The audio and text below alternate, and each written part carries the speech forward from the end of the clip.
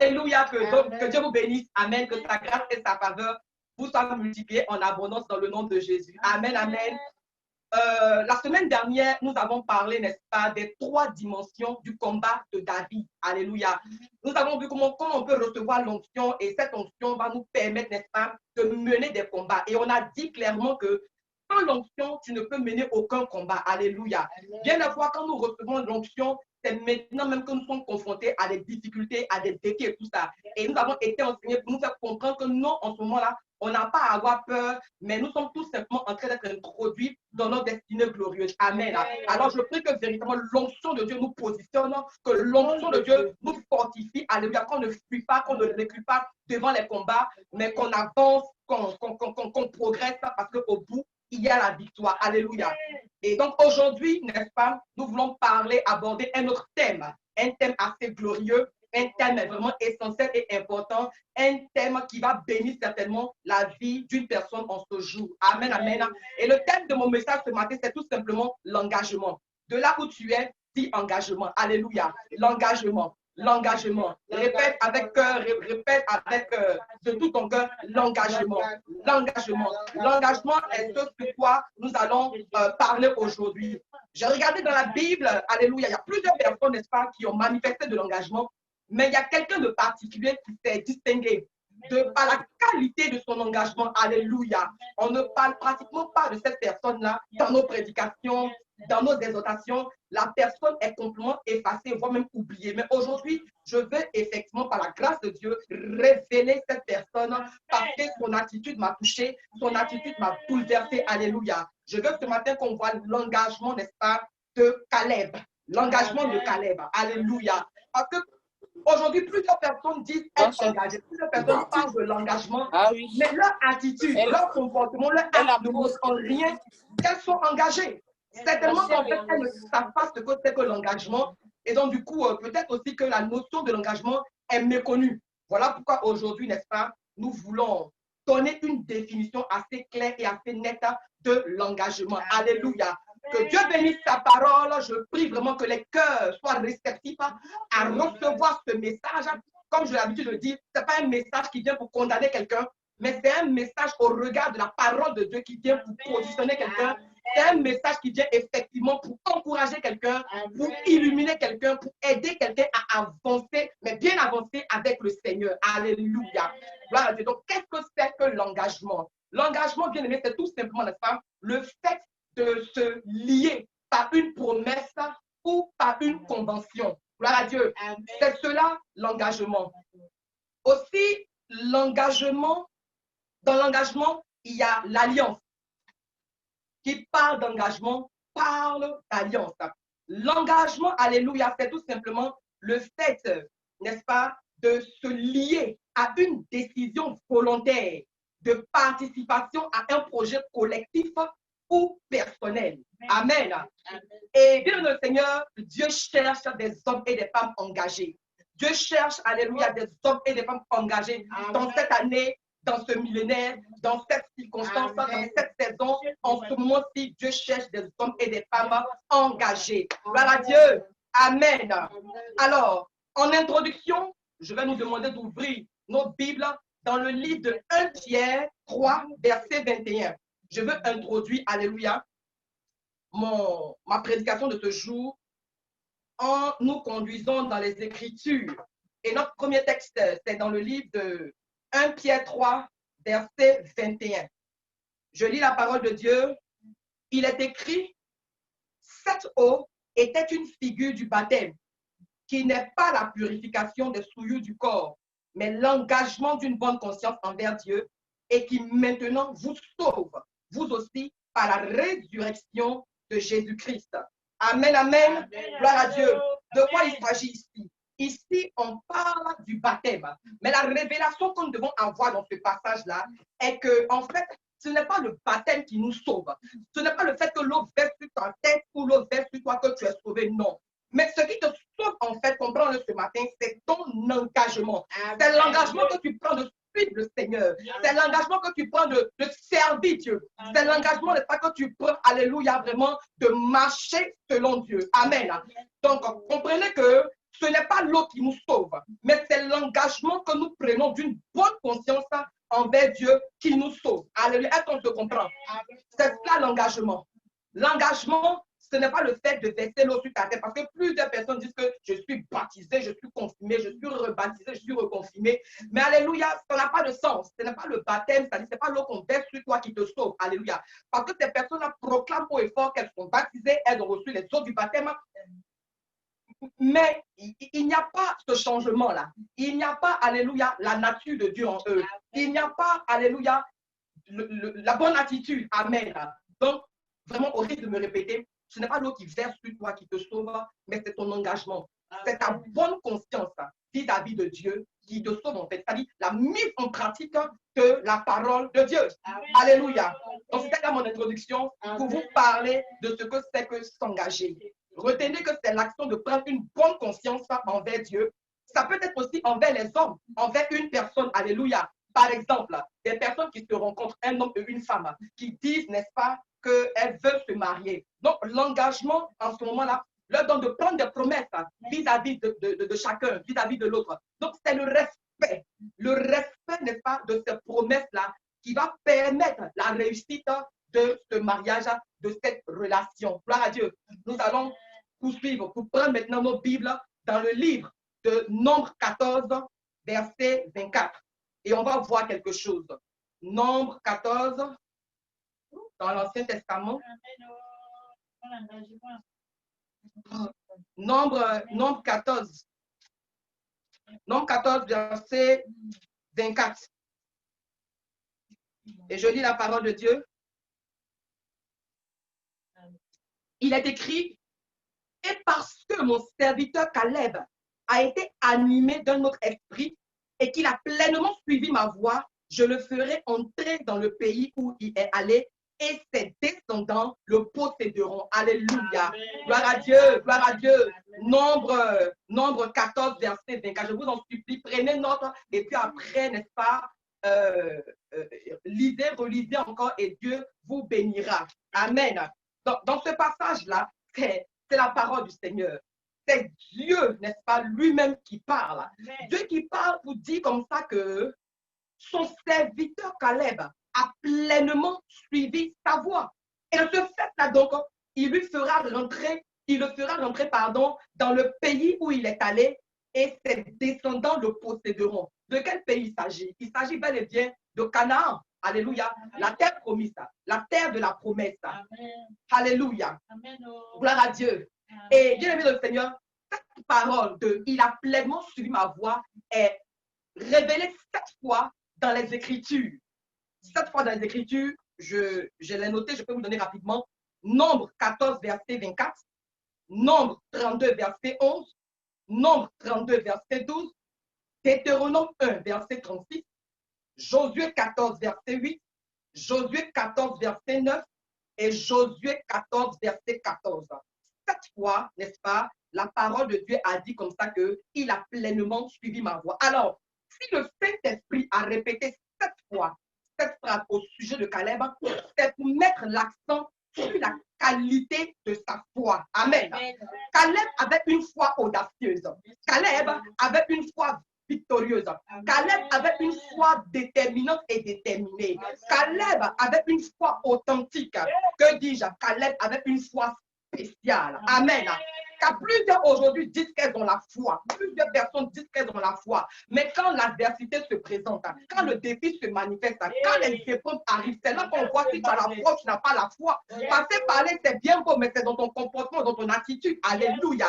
Dieu ici dit dans le livre, n'est-ce pas, de Nombre 24, verset 24, que Caleb a pleinement suivi ma voie. Donc, quand il a pleinement suivi ma voie, c'est qu'il a une foi en moi. Alors, je le ferai entrer dans le pays où il est allé et ses descendants le posséderont. Vous voyez ce que le comportement, l'attitude de Caleb peut lui coûter et même coûter aussi à ses descendants. Oui, plusieurs disent dans la foi, mais on ne voit pas cela dans les attitudes. Donc, la question qu'on veut se poser, c'est quelle est la qualité de ta foi? Quelle est la qualité de ta foi? Parce que, écoutez, la foi sans les œuvres est une foi morte. La foi n'est pas passive, la foi, elle est active. Alléluia. Gloire à Dieu. Donc, ici, nous voyons comment Caleb, n'est-ce pas, est un homme qui s'est mis volontairement au service de Dieu. Je suis en train de parler de l'engagement, mais je suis en train de parler en particulier de l'engagement de Caleb. Dans la Bible, quand tu regardes, il y a plusieurs personnes, n'est-ce pas, qui ont manifesté l'engagement. Mais l'engagement de Caleb est très différent. Dans le fait que Dieu ne lui a rien demandé. Amen. C'est Caleb lui-même, volontairement, qui s'est mis au service de Dieu. Suivez-moi très bien, alléluia. Et qu'à la fin de ce message, chacun comprenne et prenne sa décision et prenne ses responsabilités. Alléluia. Que ce message vraiment vienne pour nous bénir. Alléluia.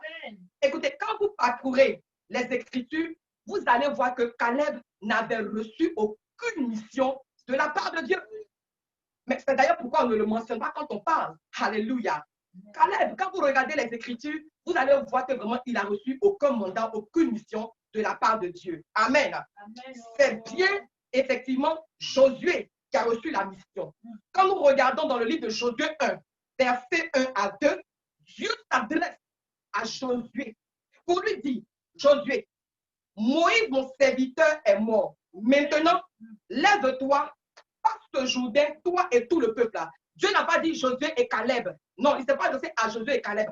Dieu s'est adressé de façon particulière à Josué. C'est à Josué que Dieu a donné, n'est-ce pas, la responsabilité. C'est à Josué que Dieu a parlé pour lui dire que comme Moïse est mort maintenant, toi, mon serviteur Josué, il faut te lever et tu vas faire passer le peuple là dans la terre, n'est-ce pas, la terre promise. Donc, effectivement, Caleb n'a reçu aucune instruction de la part de Dieu. Mais Caleb est resté, n'est-ce pas, auprès de Josué en se rendant utile. Amen. Caleb est resté auprès de Josué en se rendant utile. Bien aimé, quand tu es auprès d'un homme de Dieu, quand tu es auprès d'un serviteur de Dieu, alléluia, rends-toi utile dans la maison du Seigneur. Quand tu es chez quelqu'un, quand tu vis chez quelqu'un, ce n'est pas seulement auprès d'un homme de Dieu, alléluia. Mais je veux dire que je préfère plutôt restreindre mon message quand je parle pour le ramener à nous, en fait, dans les choses de Dieu. Voilà, c'est ce que je veux bien parler. Donc, pour dire que quand tu es auprès d'un homme de Dieu, ou bien quand tu es chez quelqu'un, quand tu marches mieux avec quelqu'un, quand tu es en amitié, quand tu es en connexion avec quelqu'un, il faut te rendre utile. Alléluia, c'est très important. Rends-toi utile. Ne sois pas inutile. Ne sois pas inutile. À la ressemblance de ton Seigneur. En tant que disciple du Seigneur, tu dois te rendre utile. Le Seigneur nous a démontré de A à Z, de tout son parcours sur la terre, comment il était utile. D'une utilité extrême, d'une utilité de qualité. J'ai aimé le comportement de Caleb. Alléluia. C'est pour ça que je cite l'exemple de Caleb. Alléluia. Parce que ce n'est pas à Caleb qu'on a donné la vision. Ce n'est pas à Caleb que Dieu a parlé. Mais ce n'a pas donné à Caleb de croiser ses bras pour dire, écoutez, Josué, ça qu'on a parlé. Vas-y, fais maintenant, on te voit. Fais-moi te regarder. Non. Caleb était à côté de Josué et il bossait dur. Caleb était auprès de Josué et puis il travaillait, il se rendait utile. Je prie que cela soit ton partage dans le nom de Jésus. Caleb a joué, n'est-ce pas, des rôles très, très importants sans qu'il ne soit leader. C'est fort. Caleb a joué, n'est-ce pas, des rôles très, très importants sans qu'il ne soit leader. En d'autres termes, tu n'as pas besoin d'être leader dans ton église. Tu n'as pas besoin d'être leader dans ta communauté. Tu n'as pas besoin d'être leader dans ta famille. Tu n'as pas besoin d'être leader à quelque endroit que ce soit avant de poser les bonnes actions, avant de jouer de très, très, très grands rôles. Alléluia. Gloire à Dieu. Tu n'as pas besoin de ça. Hein? Caleb a joué des rôles importants. Hein? Or, on ne lui a rien demandé, on ne lui a rien confié, on ne lui a rien imposé. Prenons le livre de Nombre. Nombre 13, versets 1 à 16. Je donne les références. Vous allez le lire à la maison parce que c'est assez long. Donc, Nombre 13, versets 1 à 16 et Nombre 13, verset 23. Alléluia. Amen. Alors, j'explique. Dans le premier passage de Nombre 13, verset 1 à 16, nous voyons ici, n'est-ce pas, l'exploration du pays de Canaan. Voilà. Ils ont exploré le pays de Canaan. Et dans le deuxième passage de Nombre 13, verset 23, ici, ils étaient déjà arrivés à Canaan. Au verset 3, on pourra le lire rapidement. Nombre 13, verset 23. Il est écrit, ils arrivèrent jusqu'à la vallée d'Eshcol, où ils coupaient une branche de vigne avec une grappe de raisin qu'ils portaient à deux au moyen d'une perche. Il prit aussi des grenades et des figues. Alléluia. Gloire à Dieu. Alors, on connaît tous l'histoire, n'est-ce pas, de la conquête de Canaan, où effectivement, il y a eu des explorateurs, je crois 12 explorateurs. Ils sont allés explorer le pays, explorer la nation, pour voir en fait si ce que Dieu a dit était vrai. Comment était la région, comment se comportait la région, qu'est-ce qu'il y avait là-bas en fait. Parce que souvenons-nous que le peuple a quitté Égypte. En Égypte, ils avaient quand même des choses. Mais Dieu les a fait sortir de l'Égypte pour leur dire qu'ils vont entrer dans Canaan, qui était effectivement leur terre promise, leur terre de bénédiction, toutes ces choses-là. Gloire à Dieu. Donc, il a été envoyé 12 espions à Canaan pour explorer la nation. Donc, vous voyez ça dans le livre de Nombre 13, verset 1 à 16 et Nombre 13, verset 23, qui nous dit qu'effectivement, ils y ont été et la preuve même que c'est un bon pays, ils ont ramené des grappes, des fruits de raisin. Alléluia. Donc, pendant que le peuple était apeuré, parce qu'ils sont partis, ils sont revenus, on fait le compte rendu de ce qu'ils ont vu là-bas. Donc, à un moment donné, pendant que le peuple était apeuré, après l'exploration de Canaan, regardez ce que Caleb va faire. Regardez le rôle que va jouer Caleb. Le peuple qui avait peur dit, le pays, on est parti là-bas, hein. Nos deux dieux ont vu ce qui est là-bas, mais vraiment, quand nous, on analyse la situation, Abi, on ne peut pas, on a qu'à se calmer. Parce que les gens qu'on a vus là-bas, là, ce n'est pas de petits gens. Les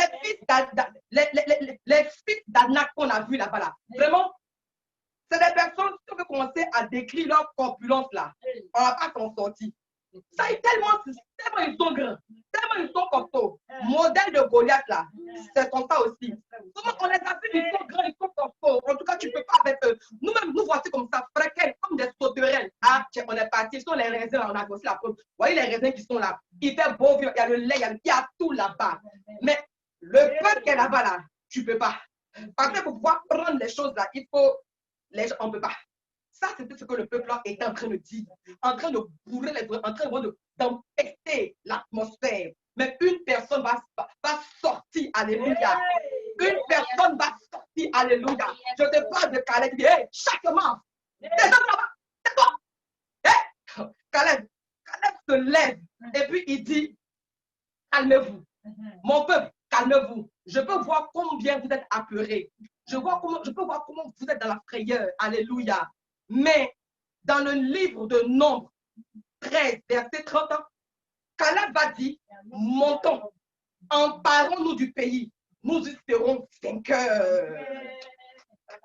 Amen. Caleb dit, montons, emparons-nous du pays et nous y serons vainqueurs.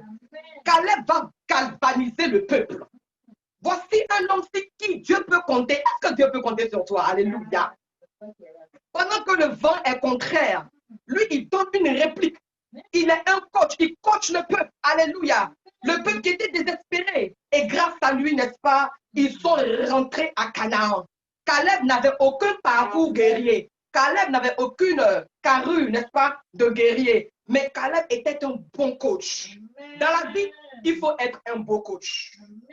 Même quand les personnes sont déçues de la vie, tu sais, même quand tu acceptes le Seigneur là, parce que quand tu as accepté Jésus là, tu as quitté ton ancienne vie. Genre, tu étais prostituée, tu étais quelqu'un qui se masturbait, tu étais vraiment qui était accro à l'alcool, à la drogue et tout ça là. Et du jour au lendemain, on dit non, quand tu donnes ta vie à Jésus là, tu es sauvé. Attends, entre nous, ça quand même prend du temps. Parce que tu sais ce que tu faisais avant. Donc, du coup, c'est vrai, tu as accepté Jésus, mais tu dis, ah, vraiment, est-ce que Jésus-là, il m'aime? Est-ce qu'il va m'accepter? Parce que je viens juste, effectivement, d'arrêter la drogue, là. Il n'y a même pas une heure. Et puis, on dit, non, du coup, comme ça, il m'aime. Il faut quelqu'un pour te dire, si, le Seigneur t'aime.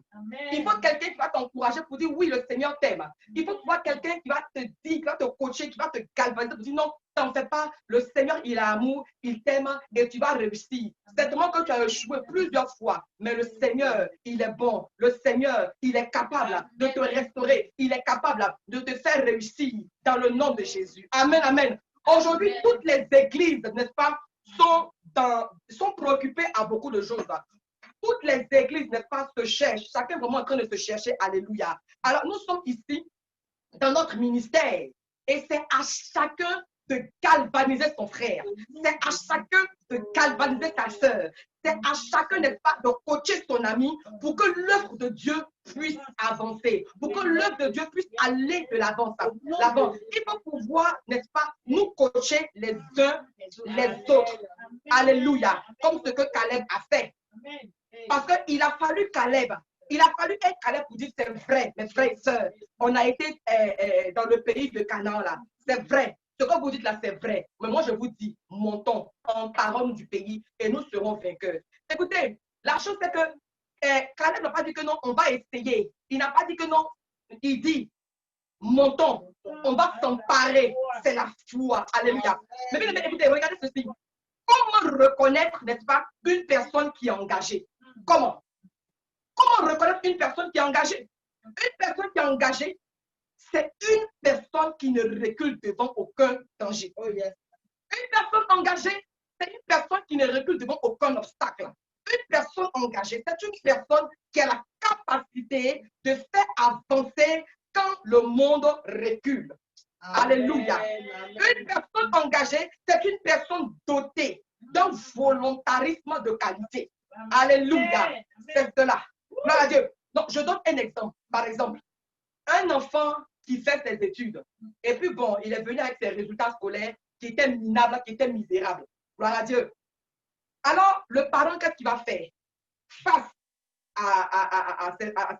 aux résultats médiocres, il va frapper l'enfant, il va battre l'enfant, il va injurer l'enfant, il va insulter l'enfant, il va dire plein de méchanceté à cet enfant-là. Mais croyez-moi, la prochaine fois, le résultat sera quand même plus catastrophique. Pourquoi?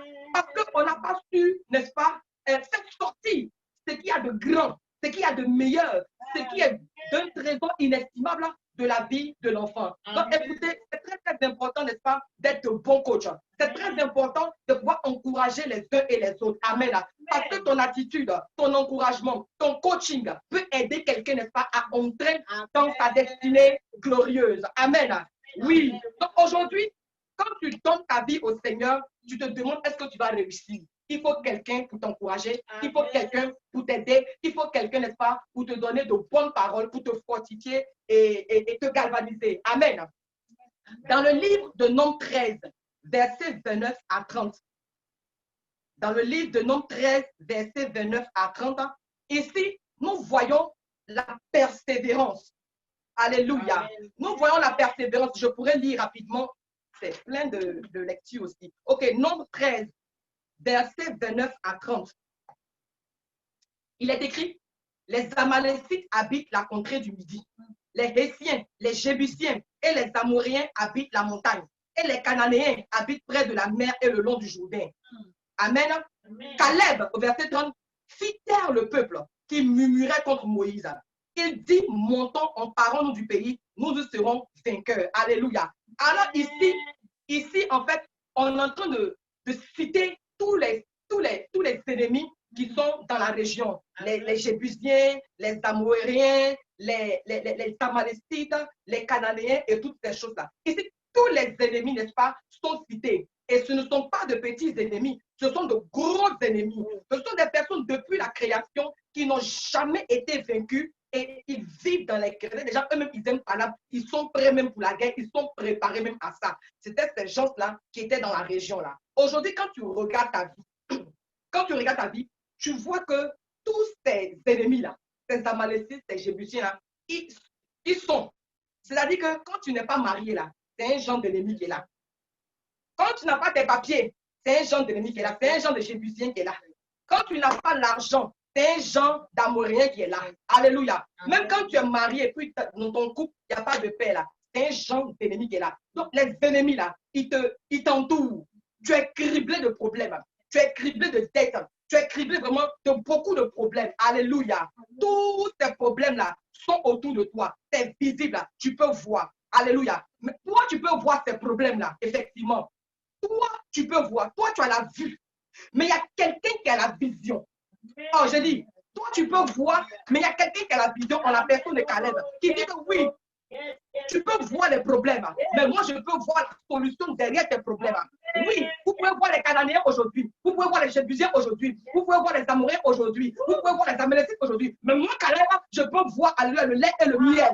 Moi, Caleb, je peux voir la gloire. Moi, Caleb, je peux voir la victoire. Moi, Caleb, je peux voir le succès. Alors, elle commence à arrêter simplement à regarder les ennemis. Montons. En parlant, nous serons vainqueurs. Gloire à Dieu. Alléluia. Yes. Merci Seigneur. Donc, dans cette attitude-là, il y avait la persévérance.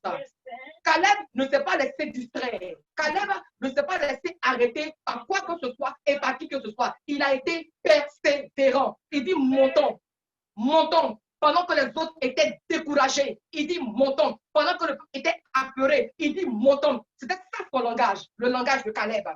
Donc, Dieu décrète que seuls Josué et Caleb entreront dans Canaan. Amen. Alléluia. Pendant 8 ans, Dieu attend que la première génération, dont Moïse le dernier, meure pour recommencer une nouvelle génération. Certainement, tu es ici ce matin, tu fais partie de la nouvelle génération. Alléluia. Peut-être que tu ne le sais pas, mais je te fais savoir cela. Alléluia. Toi qui es ici, certainement que tu fais partie de la nouvelle génération de ta famille. Tu fais partie de la nouvelle génération de ta nation. Tu fais partie de la nouvelle génération de ton quartier. Alléluia. Dieu a attendu que Moïse meure, l'ancienne génération, tous ceux qui ont vécu en Égypte, Dieu a attendu que le dernier meure pour recommencer avec une nouvelle génération, la génération de Josué et Caleb. Alléluia. Aujourd'hui, je suis en train de te dire, alléluia, que cette nouvelle église, l'église, la nouvelle alliance en Jésus-Christ, c'est la nouvelle génération. Amen, amen. Oui, c'est la nouvelle génération. Alléluia. Vous et moi, nous sommes Caleb et Josué. Et je sais que nous pouvons faire, alléluia, nous pouvons relever le défi. Nous pouvons constituer quelque chose de merveilleux. Alléluia. Mais voyez, pendant 38 ans, Caleb était là, mais on ne parlait pas de lui. Alléluia. Certainement, tu es là depuis longtemps dans l'église. Certainement même que tu viens d'une autre église. Certainement que tu es là depuis longtemps dans ta famille, mais on ne parle pas de toi. Alléluia. Mais je suis venu te révéler ce matin par l'Esprit de Dieu que l'heure arrive et l'heure est déjà là où on parlera de toi. Alléluia. Où on parlera de toi. Alléluia. Où on parlera de toi. Alléluia. En effet et en vérité, Caleb était là depuis tout le temps, mais on ne parlait pas de pourquoi. Parce que ce n'était pas encore le temps de Dieu. Alléluia. Mais il y a un temps qu'on appelle le temps Kairos. Il y a un temps qu'on appelle le temps Kairos, c'est le temps de Dieu, qui est différent du temps Chronos. Où tout le monde pense que c'est fini pour toi.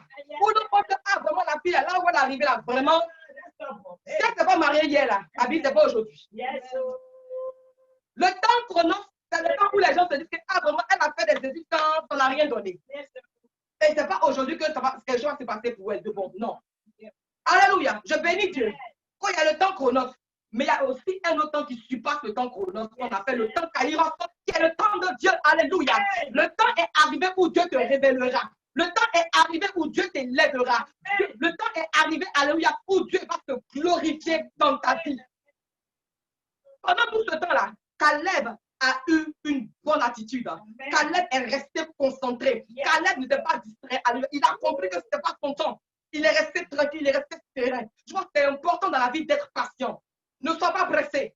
Ne sois pas pressé. On a vu dans le livre, dans la création même, Dieu, il est Dieu. Il a fait Adam et Ève. On a vu ce que ça a donné.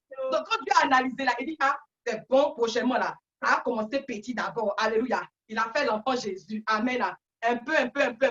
Bébé, ngue. Et il a commencé à faire 4 pas, s'asseoir, marcher et ainsi de suite. Il a grandi. Alléluia. Donc, tout ce qui vient de façon précoce là, ça ne va pas quelque part. Il faut que la chose commence petit et puis progressivement, ça grossit. Et ça s'intensifie, ça se solidifie, ça s'enracine au nom de Jésus. Frères et sœurs, sois patient. Manifeste le fruit de l'esprit. Apprends à être patient. Apprends à attendre ton temps. Quand tu vois que tes frères et tes soeurs autour de toi réussissent, rends gloire à Dieu pour eux. Bénis Dieu pour leur vie. Quand ils vivent le malheur, ne ris pas de cela. Alléluia. Prie pour eux. Amen. Car le temps arrive où Dieu se souviendra de toi. Alléluia. Donc, Caleb ne s'est pas plaint pendant que toutes les choses se passaient. Il est resté tranquille dans son coin et il a attendu le temps de Dieu. Il a persévéré. Il a continué, n'est-ce pas, de travailler auprès de Josué. Amen. Sans qu'on ne parle même de lui. Alléluia. C'est ça. Regardez dans Deutéronome 1, verset 32, vous allez voir cela. Deutéronome 1, verset 32. Amen. Et je sais que tu es là aujourd'hui. Tu vas achever quand les autres abandonneront. Alléluia. Il y a beaucoup qui abandonnent. C'est dommage. Il y a beaucoup qui abandonnent. Même aujourd'hui, tandis que nous essayons de nous réunir, tandis que nous essayons de nous rassembler. Alléluia. Plusieurs abandonnent. Plusieurs se déconnectent. Alléluia. Mais je pense que si Dieu permet que des personnes abandonnent, c'est parce que tout simplement, il veut compter sur toi pour commencer quelque chose de nouveau, pour commencer quelque chose avec toi. Alléluia. Parce que quand une personne n'est plus là, bien évidemment, toi, tu es révélé. Alléluia. Gloire à Dieu. Donc, tout ce que Dieu fait est bon. Prenons le livre de Josué 10, verset 13. Josué 10, verset 13. Gloire à Dieu. Josué 10, verset 13. Que vous allez lire. Donc ici, nous voyons que Josué est à la tête des troupes et dirige les combats.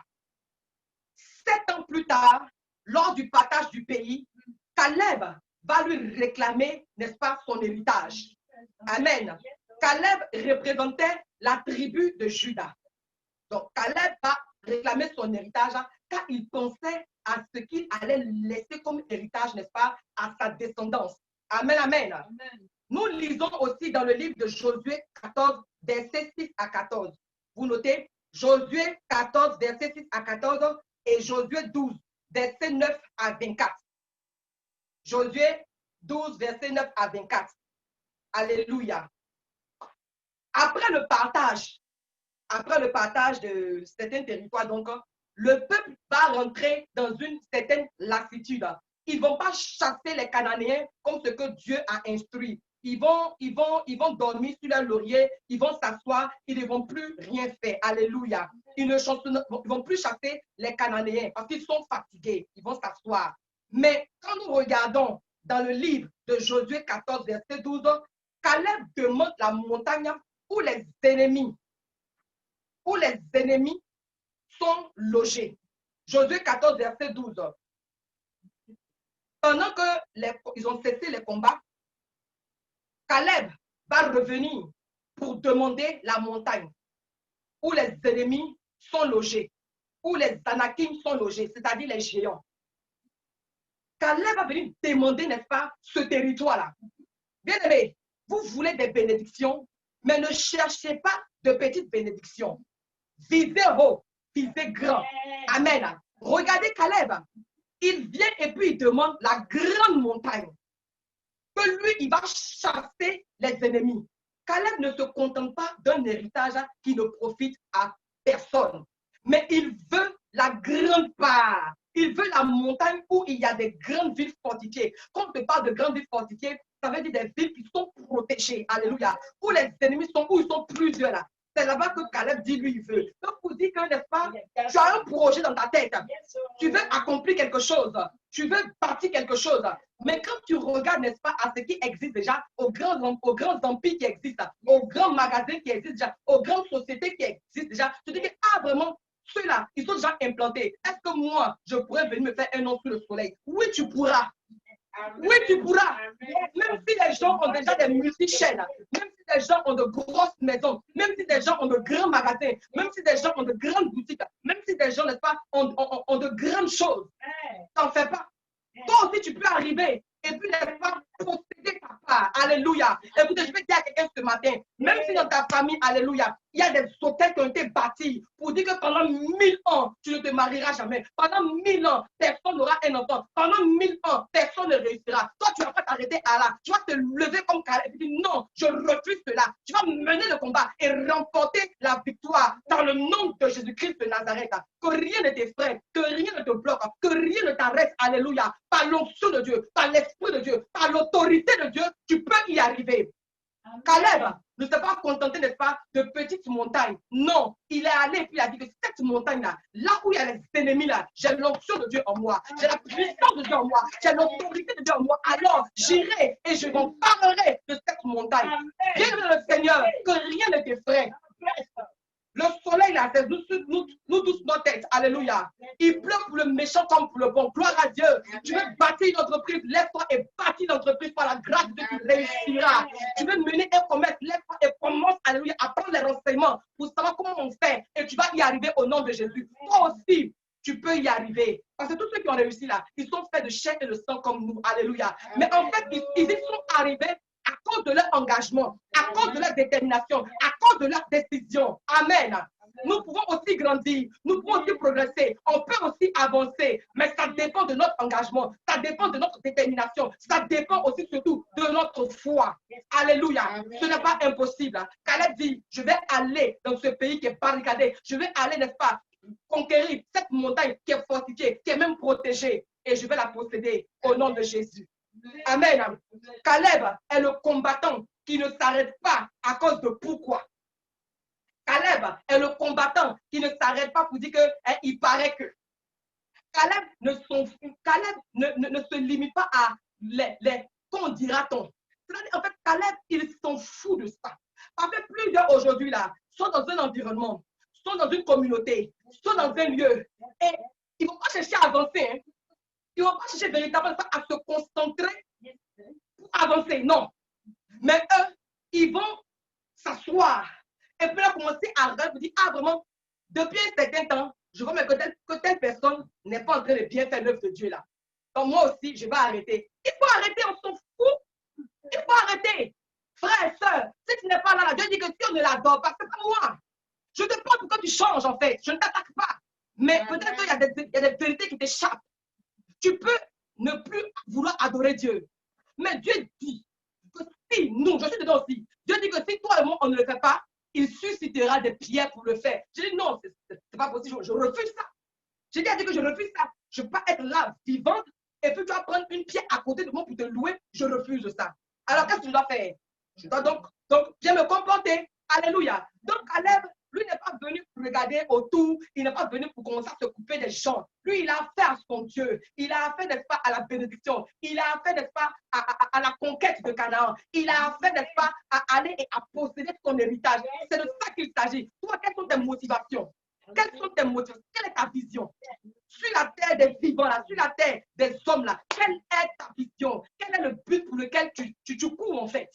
Alléluia. Tu as un but à atteindre. Tu as un objectif à atteindre. David arrive sur le champ de bataille. Il pose des questions pour s'enquérir de nouvelles. On va maintenant commencer, n'est-ce pas, à le vilipender, à le regarder de travers, parce que David va s'occuper d'eux.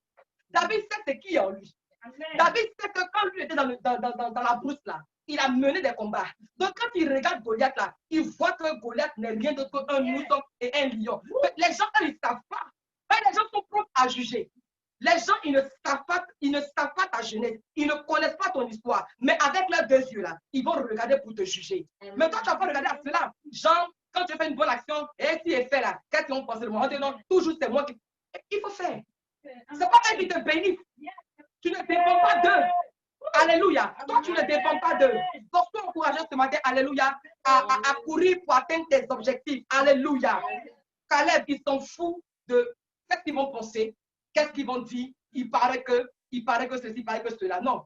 Lui, son objectif, n'est-ce pas, c'est de s'emparer de la montagne d'Hébron et chasser les fils d'Amak, les géants qui habitent là depuis. Amen. Quand nous prenons Josué 15, versets 18 à 20, que vous lirez, Josué 15, versets 18 à 20, ici, c'est la fille de Caleb qui parle à son père pour lui dire, ah papa, vraiment, tu m'as donné ce territoire-là, donne-moi aussi des sources.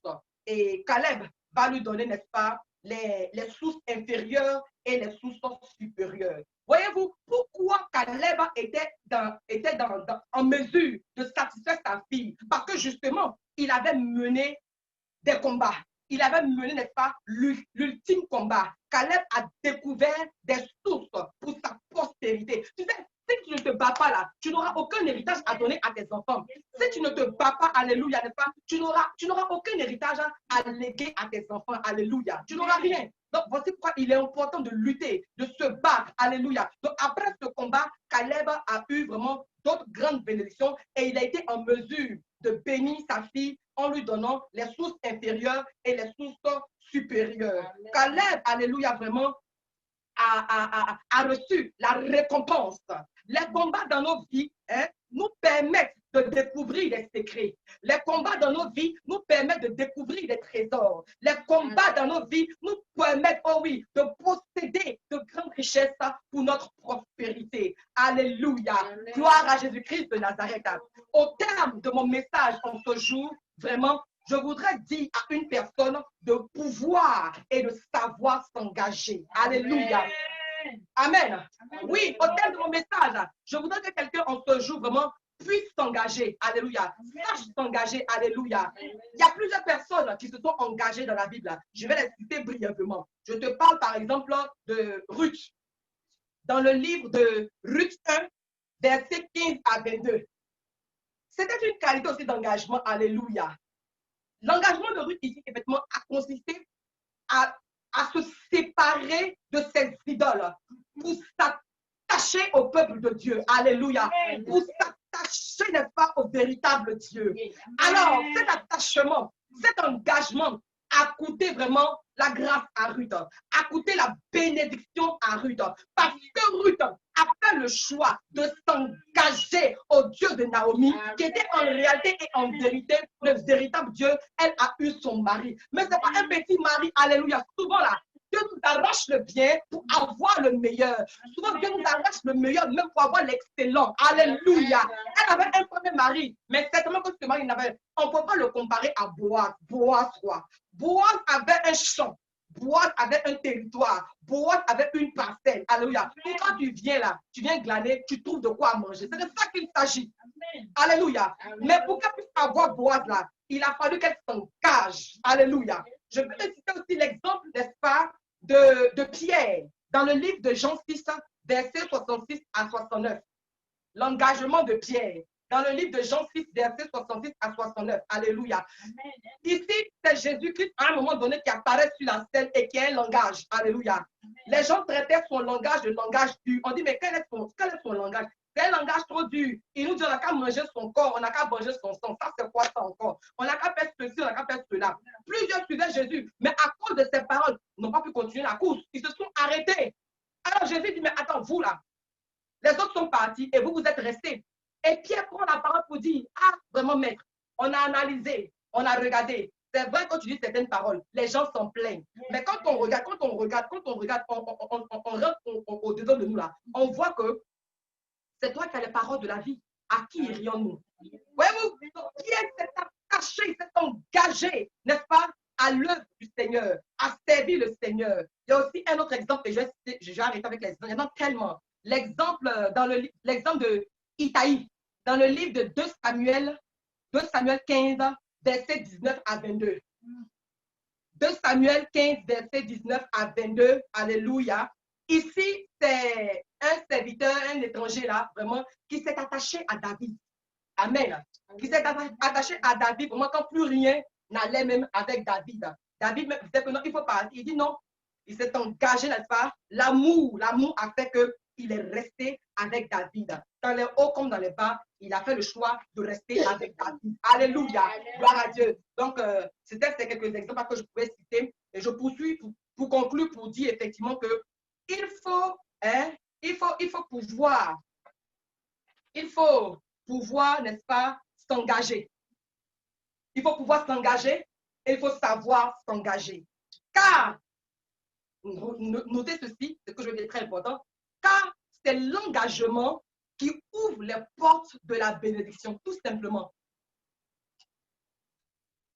C'est l'engagement qui ouvre les portes à la bénédiction. Alléluia. Tu me dis, non, c'est Dieu qui bénit. Mais Dieu te bénit comment? Il te bénit comment si tu n'es pas engagé à lui? Parce qu'il y a que les gens sont en train de vouloir combattre mon message. J'ai dit, il faut t'engager. Amen. Parce que c'est ton engagement qui va t'ouvrir les portes de la bénédiction. Amen. Le Seigneur que tu acceptes comme ton Seigneur et sauveur personnel, c'est un engagement. Amen. Et ça ne s'arrête pas là. Il faut mettre ta parole en pratique. Ça passe par beaucoup de choses. Mais en gros, là, c'est l'engagement qui ouvre les portes à la bénédiction. Amen. Quand nous prenons la vie des apôtres, par exemple, nous voyons comment ils se sont engagés à faire l'œuvre de Dieu après même la mort de Jésus. C'est terrible. Des gens qui ont vécu avec quelqu'un qui était vivant. Et la personne arrive à mourir. Alléluia. Ils ne se sont pas arrêtés à ça. Ils ont continué, alléluia, avec n'est-ce pas, l'œuvre du Seigneur. Ils n'ont pas dit que non, Jésus est mort, notre Seigneur est mort, donc on arrête l'œuvre. Non, parce qu'ils étaient engagés, alléluia. Et d'ailleurs, je veux dire que quelqu'un pour être engagé là, il faut l'amour. Parce que si tu n'as pas l'amour pour quelqu'un, si tu n'as pas l'amour pour quelque chose là, tu ne peux pas t'engager. C'est aussi ça. Donc, je révèle ça aussi. Qui parle d'engagement, parle d'amour. Amen, amen. Gloire à Dieu. Aujourd'hui, le problème des chrétiens, c'est qu'ils ne sont pas engagés. Tout simplement. Quand tu n'es pas engagé, il n'y a pas, n'est-ce pas, de clause entre toi et Dieu. Parce que derrière chaque engagement, il y a une promesse assez forte. Oui, oui. Le problème avec les chrétiens aujourd'hui, c'est l'engagement. Ils ne sont pas engagés. Donc, si tu n'es pas, attends, si toi et moi, on n'est pas engagés là, bon, tu ne m'apportes rien, je ne t'apporte rien, aussi simple que ça. Oh, j'ai la chose dont tu as besoin. Et tu as la chose dont j'ai besoin. Maintenant, pour qu'on puisse te rencontrer là, il faut l'engagement. Tu vois un peu. Gloire à Dieu. L'homme et la femme, c'est leur engagement qui donne, n'est-ce pas, le fruit de leur engagement, le bébé. Bon, on n'est pas engagé, on fait l'enfant comme on va voir.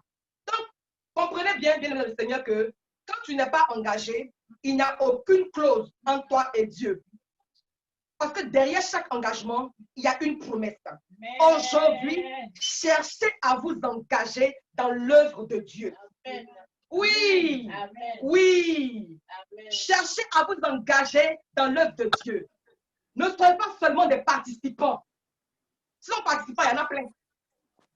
Participants là, il y en a plein. Mais distingue-toi du participant. Distingue-toi de la participatrice. Sois engagé dans l'œuvre de Dieu. N'attends pas qu'on te dise fais ceci, fais cela. C'est pour ça que justement j'ai relevé l'exemple d'engagement de Caleb. Parce que Caleb là, il n'a pas attendu qu'on lui dise fais comme ça. Non, il n'a pas attendu ça. Il était engagé. Gloire à Dieu. Il était engagé. Alléluia. Moi personnellement, je peux dire que je suis engagé. Je peux dire que j'ai été engagé. Oui, j'ai été engagé. Parce qu'avant d'être aujourd'hui leader établi par la grâce de Dieu sur un ministère, j'ai fait 8 ans dans un ministère. J'ai honoré le père de la maison. Oui, je peux le dire haut et fort. J'ai honoré le papa de la maison. Oui. Et quand j'étais dans son église, alléluia, quand j'étais dans le ministère, dans l'assemblée, je n'allais nulle part. Oui. Je suis en Angleterre. Je suis là pendant près de combien d'années, je ne sais même plus. Depuis peut-être 2003, si je m'abuse. Mais je veux dire que je ne connais aucune autre assemblée, si ce n'est l'assemblée d'où je viens. Alléluia. Donc, c'est pas que je parle de quelque chose, genre, viens chez moi, et puis moi-même là, j'ai vécu ce que c'est que l'engagement. C'est parce qu'il a plu à Dieu de me dire, fais quelque chose que je suis en train de faire. Sinon, si Dieu n'avait rien dit, j'allais être là-bas. Alléluia. Donc, je parle de quelque chose que moi-même j'ai expérimenté. Oui, et j'étais vraiment content, j'étais vraiment fier d'aider, de supporter. Et c'est ce que Caleb a fait. Ce matin, je veux te parler, n'est-ce pas, que si, alléluia, parce que c'est la parole qui a été libérée, c'est le message qui a été partagé, discerne, apprécie, et puis vois s'il convient que tu t'engages. S'il convient, n'est-ce pas, que tu te lies avec ce ministère. Alléluia. Sens-toi libre de le faire, comme de ne pas le faire. Alléluia. Gloire à Jésus-Christ de Nazareth. Il faut, alléluia, que tu t'engages dans l'œuvre de Dieu. Et je disais que n'attends pas qu'on te dise de faire ceci, faire cela. Moi, je n'attendais pas qu'on me dise parler, je n'attendais pas qu'on me dise non, fais ceci, fais cela. Attends, nous prions, nous prions. On a quand même l'Esprit de Dieu quand il s'agit des choses de Dieu. Donc, tu peux savoir ce qu'il convient de faire par l'Esprit de Dieu aussi. Alléluia. À la base, là, nous tous, on dit bien que nous tous, Dieu nous parle. Donc, ça dit que tu n'as pas besoin d'être leader pour pouvoir poser des actions. Tu n'as pas besoin, n'est-ce pas, d'être ceci ou d'être cela. C'est vrai que souvent, on peut te demander de faire ceci, on peut te demander de faire... Mais encore quand on te demande de le faire, est-ce que tu le fais? Encore quand on te demande, est-ce que tu le fais? C'est vrai. Tu peux dire, ah vraiment, moi je ne vais pas genre prendre le devant. Et ça. Oui, je te dis aussi que tu peux poser des actions. Tu peux par l'Esprit de Dieu, alléluia, prendre des résolutions, n'est-ce pas? Tu peux faire ce qu'il convient de faire par l'Esprit de Dieu, tout simplement pour que l'œuvre de Dieu avance. Gloire à Jésus-Christ de Nazareth. Et aussi, en fait aussi, ne cherche pas à faire ce que toi tu veux faire. Ne cherche pas à faire ce que toi tu sais forcément faire. C'est une bonne chose. Mais il faut faire ce que Dieu te demande de faire. Alors, fais ce que Dieu te demande de faire là. Il y a ce que tu sais faire. Tu peux savoir effectivement chanter, je n'en dis que. La semaine de Regina, je la connais, par la grâce de Dieu. Je sais qu'elle sait chanter. Chanter là. C'est vrai, elle chante. Ça, elle chante. Mais moi, par l'Esprit de Dieu, je l'ai approchée, je crois, la semaine dernière. Je crois vendredi. Et puis, c'est bon, Regina, le dimanche, dans 2 jours, là, tu vas conduire, n'est-ce pas, l'intercession. Tu seras le responsable du culte. Elle dit, ah, la mère, vraiment, il faut attendre la semaine prochaine. Elle dit, non. Je me suis engagée dans une discussion vive avec elle. Non, pas que j'en ai crié. Elle dit, non, Regina, je n'attends pas la semaine prochaine. Mais toi, laisse chanson là. Tu vas conduire l'intercession dimanche dans 2 jours là. Et puis vraiment, je lui ai parlé, je l'ai coaché, je l'ai galvanisé par la grâce de Dieu, par l'Esprit de Dieu. Elle a conduit le culte dimanche dernier, c'était terrible. Aujourd'hui encore, elle est là. Elle a fait encore. Donc, vous dit que quand on te dit de faire ceci là, ça peut être aussi que c'est Dieu qui veut que tu le fasses. Quand bien même, il y a ce que toi-même tu sais faire. Alléluia. Et d'ailleurs, tu dois pouvoir tout faire. Tu dois savoir tout faire. Alléluia. Parce que l'onction de Dieu en nous nous donne de faire des choses extraordinaires. L'onction de Dieu que nous recevons ne nous limite pas seulement à faire ceci. Moi, je ne suis pas un pasteur. Je ne suis pas un pasteur. Alléluia. Mais dans l'instant où la grâce de Dieu est tombée sur moi pour dire, ah, tu dois être ceci là, j'ai commencé à travailler à cela. Je me suis plié à cela. Je me suis soumis à cela. Commencé à étudier par la grâce de Dieu. Et puis, je suis là où je suis. Je ne suis pas encore arrivé quelque part, mais je m'essaie à le faire. Alléluia. Par exemple, comment il s'appelle même Gédéon. Gédéon n'était pas un guerrier à la base. Gédéon était un batteur de froment. Mais dès l'instant où Dieu lui apparaît pour lui dire vaillant héros, ah, sa vie a changé. Amen. Quand il a trouvé, on n'a pas dit que non, un puissant batteur de froment. Non. On dit vaillant. Le Seigneur lui dit que tu es un vaillant héros. Amen. On ne sait pas qui lui a appris. On ne sait pas qui a appris à Gédéon à être guerrier. Mais ce qui est sûr, il s'est attelé à ça. Il a travaillé à cela. Plusieurs personnes dans la Bible ne faisaient pas quelque chose à la base. Mais quand le Seigneur n'est pas là à parler pour dire que tu as fait ceci, tu as comme ça, ils ont commencé à travailler à ça. Donc, pour dire que tu es là, peut-être qu'aujourd'hui, tu n'es pas ceci. Mais quand on t'approche pour te demander qu'il faut faire comme ça, dès cet instant-là, c'est ta responsabilité. Il est de ton devoir de t'allier à ça et de travailler à cela. Et tu vois que quand tu vas commencer, le Seigneur va t'accompagner. La servante grâce, je ne sais pas si elle est chante à la base, mais regardez comment elle a conduit le moment d'aujourd'hui. C'est terrible et extraordinaire. Pourquoi? Parce que tout simplement, elle a dit, Seigneur, il m'a été demandé de conduire l'adoration, la louange. Je me remets entre tes mains. Prends le contrôle, conduis-moi. Et voici le résultat qui est là. Gloire à Dieu. Donc c'est cela. Quand tu es dans une communauté, amen, on n'a pas besoin de te dire, voici ton rôle, voici ce que tu dois faire. Toi-même là, prends tes responsabilités. Amen. Si tu veux aussi, tu peux peut-être aussi approcher le leader pour dire, ah vraiment, voici ce que j'ai à cœur de faire. Amen. Tu peux aussi faire ça aussi. Tu peux approcher effectivement par mesure de discipline et de sagesse. Bien entendu, tu peux ne pas faire comme ça. Mais tu peux aussi approcher et dire, ah vraiment, voici ce que moi j'ai à cœur de faire. Voici ce que je veux faire. Je veux qu'on fasse des choses comme ça. Vous êtes vraiment ensemble, on va prier le Seigneur et puis on va donner le feu vert. Vas-y, fais-le. Alléluia. Gloire à Dieu. C'est ça. Il faut que tu t'engages. Il faut que tu t'engages. Qu'est-ce que tu veux faire pour le Seigneur dans ta vie là? Qu'est-ce que tu veux faire pour le Seigneur? Tu veux seulement te connecter à 10 heures et puis écouter la parole? Non, je ne crois pas. Non. Alors, moi, ça ne marche pas avec moi. Chez moi, ici, là, je ne te laisserai pas de répit. Ce n'est pas possible. Si je vois que tu es déconnecté, tu es déconnecté. Mais si je vois que tu participes, on va travailler ensemble. Alléluia. Oui, oui. Nous sommes tous appelés au ministère. Ensemble, la main dans la main, construisons. Ensemble, la main dans la main, vraiment, bâtissons. Comme Néhémie. Il y a tellement d'exemples. Néhémie, les personnes qui devaient reconstruire le temple, les gens se sont engagés. Il n'y a pas dit de venir construire ma maison. Il n'y a pas dit de payer mes vêtements. Il n'a pas dit de me donner à manger. Si tu me bénis avec ça, vraiment, gloire à Dieu. Mais j'ai dit qu'ensemble, on n'a qu'à servir Dieu. C'est ce que je te demande de faire. C'est ça qu'il s'agit, c'est tout ce que je te demande. Il n'est pas demander ton argent. Si tu apportes ton argent là, c'est à Dieu que tu apportes. Il faut quelqu'un pour recevoir. Quand tu apportes là, je fléchis et puis je prie pour toi. C'est ce qui est normal. Voilà. Mais je veux dire que c'est comme moi, je t'exigerai là, c'est de servir Dieu. Et là, comment vraiment, tu peux ne pas apprécier, mais je vais te demander de servir Dieu. Et je m'attends à ce que tu serves Dieu. Mais la clé aussi pour servir Dieu, il faut un engagement. C'est de ça qu'il s'agit. Qui parle d'engagement, parle d'amour. S'il n'y a pas d'amour dans ton cœur, tu ne peux pas t'engager. Donc, il faut que tu aies de l'amour dans ton cœur pour pouvoir t'engager.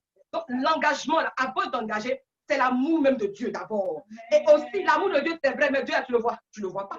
Donc, pendant que tu aimes Dieu, il faut aussi aimer, n'est-ce pas, la personne que Dieu a établie.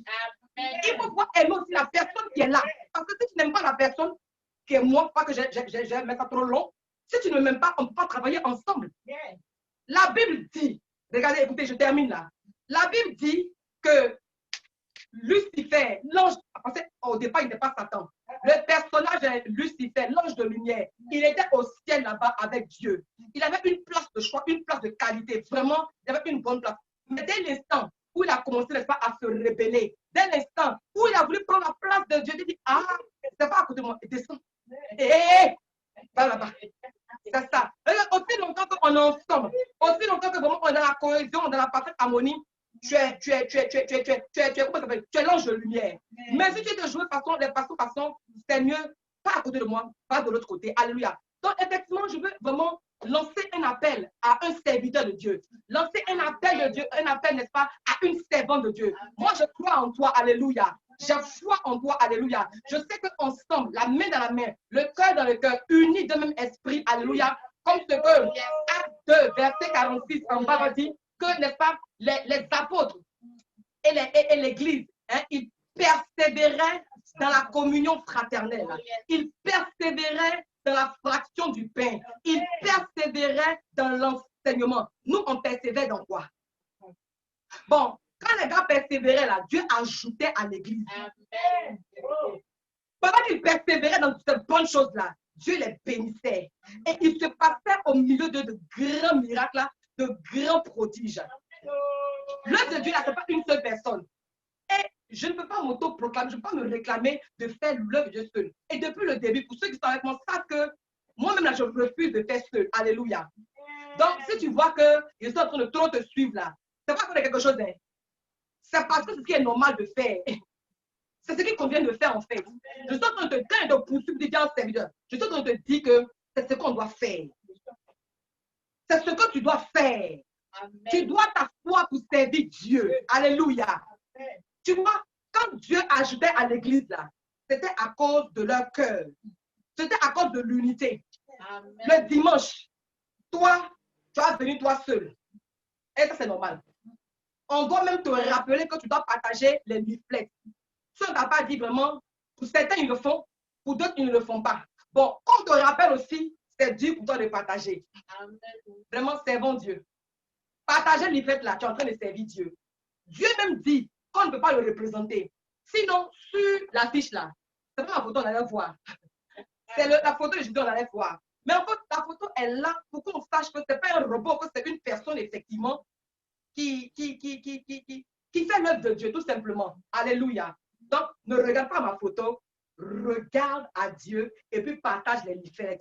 Il y a le lien YouTube. Partage pour que des personnes puissent être bénies. Ce n'est pas peut-être des grands messages, hein, mais ça peut bénir quelqu'un, je sais.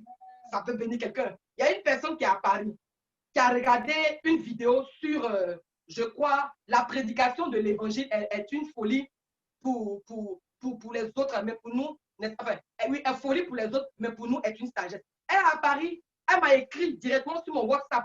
Ce n'est pas par lien WhatsApp qu'elle m'a eu, hein. C'est sur YouTube une vidéo. Elle a écrit pour dire, ah vraiment, pasteur, je viens de suivre votre vidéo et cette vidéo en particulier m'a touché. Et à partir de là, elle s'est connectée à WhatsApp. C'est pas aussi ça. Donc, on n'est pas en train de faire la propagande des personnes, mais c'est la propagande de Dieu que nous voulons faire. Nous répondons à la commission que Dieu nous a demandé de faire. Il dit, allez faire de la des disciples là. Mais il donne des moyens pour pouvoir aboutir à cela. Il nous met à cœur de faire des vidéos YouTube. Il nous met, n'est-ce pas, à cœur de se connecter du lundi au vendredi à 21h sur Zoom. Il nous met à cœur désormais de nous connecter sur Zoom aussi du lundi au samedi, la matinale. Voilà. Donc, vraiment, soyez participatifs.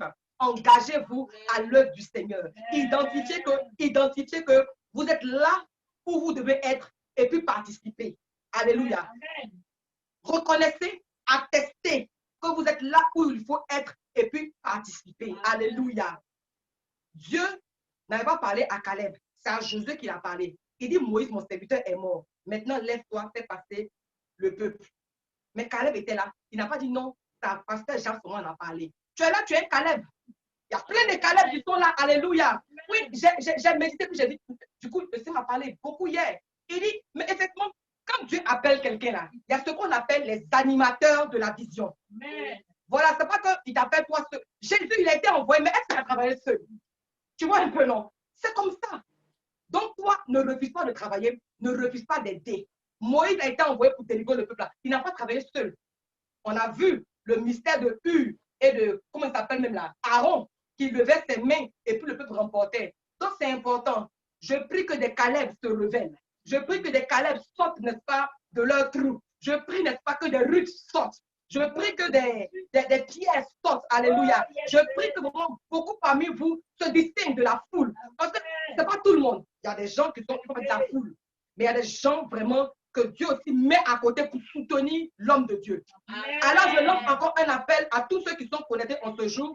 Je ne sais plus exactement qui est connecté, mais je prie, alléluia, que véritablement, après ce message-là, chacun puisse s'engager à servir Dieu. Alléluia. Je prie que chacun puisse s'engager, n'est-ce pas, à servir le Seigneur. Amen, amen.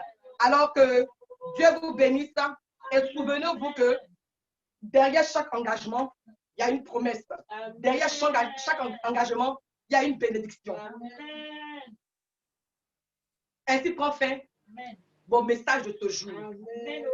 De là où tu es, je voudrais que tu élèves la voix, que tu lèves tes mains vers le trône de grâce et tu dis comme Pierre a dit, Seigneur, tu as les paroles de la vie.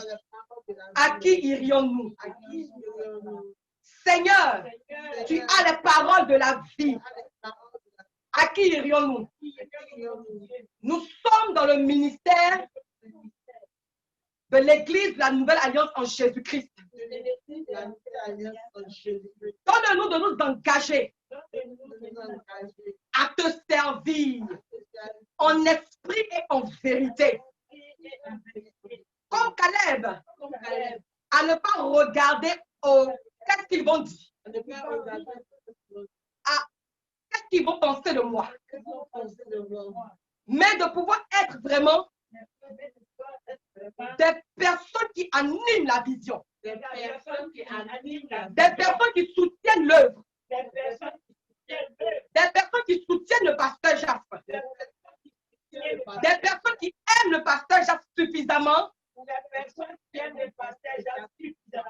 pour faire avancer le ministère, pour faire avancer la vision.